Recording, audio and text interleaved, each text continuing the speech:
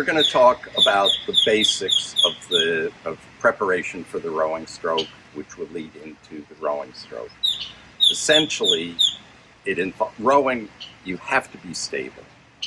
The rule of stability is if you're not stable, you're not stable. And so what we're after is, through stability, to be able to increase our connection to the boat and power without injuring ourselves. All right? So the first bit that we have to think about is pelvic girdle stability, our hips.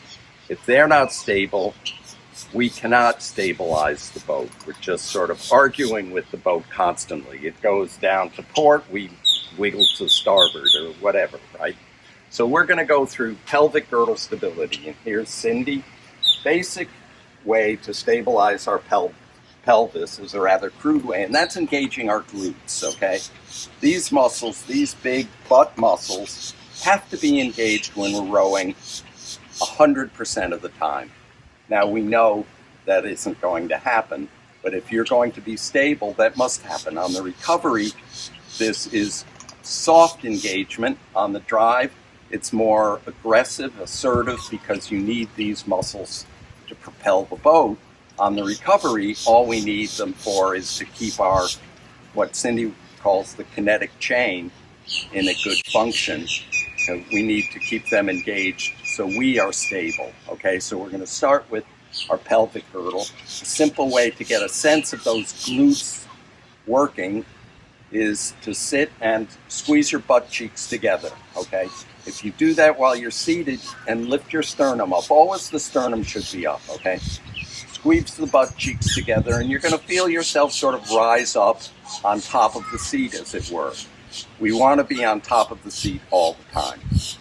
So now there's a softer way to get that same feeling of being on top of the seat, which is more appropriate for rowing, and that would be you sort of squeeze the heels together. So screw them together in an isometric kind of manner, and you're going to feel the same glutes engaged in a softer manner, okay?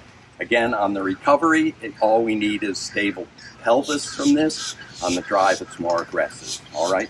So, Cindy is going to get on top of the seat, which we want to be 100% of the time, through the squeezing, screwing of the heels together, okay? Sternum up, that's our pelvic girdle stability. That's engaging the glutes, all right? The next bit that we have to consider is the shoulder girdle. And that is controlled by the lats, okay? Most people think that the lats are just your sort of Arnold Schwarzenegger wings that come down here. The lats actually, they insert into the upper arm, and then they hold your shoulder blade in place to the rib cage back there, and they go all the way down to your tailbone.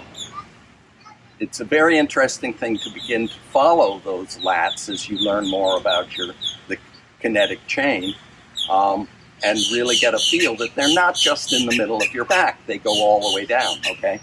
So what we're going to do is stabilize the shoulder girdle, and a way to get a feeling for that is put your index middle finger together with the index and middle finger and thumb of another hand, and you shrug the shoulders so that they're just sitting in the sockets, okay? And now what holds them in that socket is the lats. You're going to, with the elbows pronated, that is sort of pointed towards the wall or parallel more or less to the floor, draw and resist, okay?